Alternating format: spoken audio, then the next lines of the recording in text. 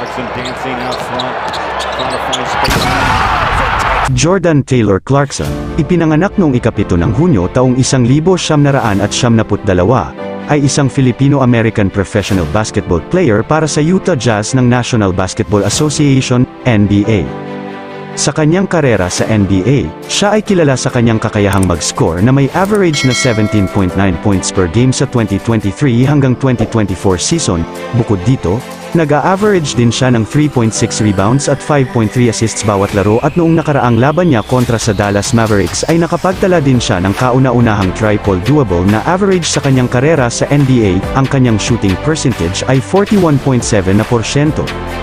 Si Clarkson ay kilala rin sa kanyang kahusayan sa laro, kahusayan sa pag-i-score, at kakayahang mag-ambag sa kanyang team sa iba't ibang paraan, kaya marami talaga mga Pilipino fans ang humanga sa galing ni Jordan Clarkson. Ang mga sumusunod na katangian ni Jordan Clarkson ang nagpapakita ng kanyang kahusayan bilang isang manlalaro. Isa, scoring ability. Si Clarkson ay kinikilala bilang isang mahusay na scorer. Sa kanyang karera sa NBA, nag-average siya ng 17.9 points per game sa 2023 hanggang 2024 season.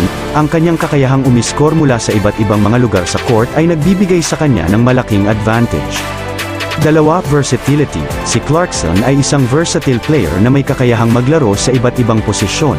Maaari siyang maglaro bilang isang shooting guard o point guard, depende sa pangangailangan ng kanyang team.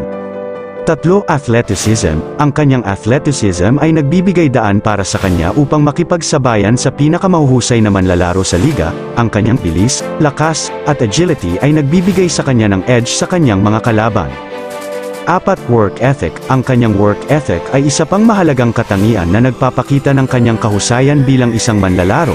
Siya ay kilala sa kanyang dedikasyon sa training at sa kanyang commitment na patuloy na mag-improve. 5, team player. Sa kabila ng kanyang scoring ability, si Clarkson ay kilala rin bilang isang mahusay na team player. Nag-a-average siya ng 5.3 assists per game, na nagpapakita ng kanyang willingness na mag-share ng bola at gawin ng kanyang teammates na mas mahusay upang manalo sa laro.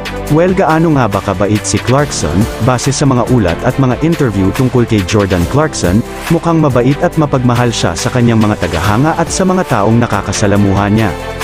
Ipinapakita niya ang kanyang kabaitan sa pamamagitan ng pagtulong sa mga komunidad at sa mga taong nangangailangan.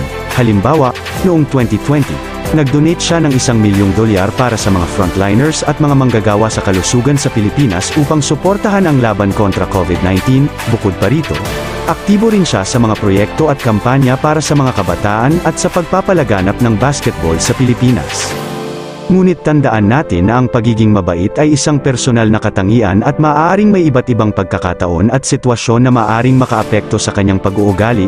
Gayunpaman, ang mga pagkilos ni Jordan Clarkson ay nagpapahiwatig ng kanyang kabaitan at pagmamalasakit sa iba, lalo na sa bansang Pilipinas, kaya marami talagang mga Filipino ang humanga at nagmamahal kay Jordan Clarkson. At sana ay nagustuhan nyo ang ating video at huwag kalimutan mag-like and subscribe bilang suporta sa ating channel. Salamat sa panunood.